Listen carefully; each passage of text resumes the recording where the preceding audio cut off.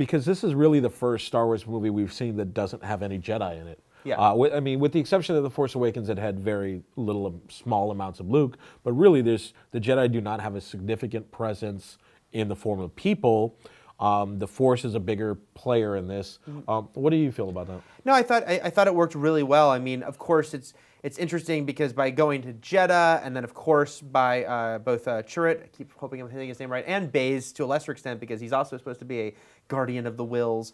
You know, you're still getting this idea of like the aftermath of the Jedi being gone, and it's still like, you know, the remnants of it. But this movie did have, you know, going into it, that was kind of a big question is, look, people love their lightsabers, right? They love their lightsaber fights, and this was a movie that was not going to include that. Yeah, Vader does have a lightsaber and he uses it, but no one's talk about that later. There was no lightsaber fight in this movie, right? The first Star Wars movie to not have a lightsaber fight. Yeah, and that's actually a great point. I think it still worked very well, and the idea of, you know, the Force has a true religion, I thought was used very well, especially with Chirrut and, you know... And Lyra Ursa as well. Yes, yes. And so that belief in it and that faith in it, you know, it's a delicate thing, but I think it completely works within the context of this movie. And it did make me hopeful going forward for these other Star Wars story spinoffs to say, okay, yeah, we can see Star Wars movies without a lightsaber fight, and it still really works, you know? Yeah, and you could tell the people of Jedi looked at the Force, the way that Qui-Gon Jinn looked at Jin, looked at the Force differently from most of the other characters we were used to. That they kind of look at it almost as it's philosophy. It's a slightly different than just.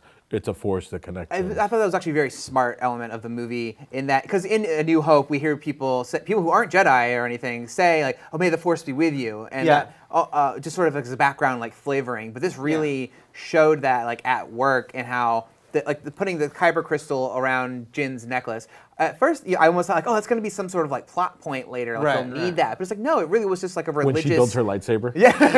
Yeah, without doing anything, and it comes together, and it was like, oh, I knew it.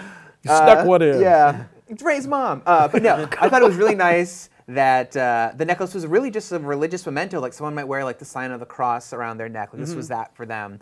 And I liked how, even though they weren't Jedi, they weren't Force sensitive. Like Chirrut could sense it, but he couldn't wield it. Yeah. And it seemed like Jin as well was believed in the Force, but she could not channel it in any way. But yet when they were going through that portal, the checkpoint.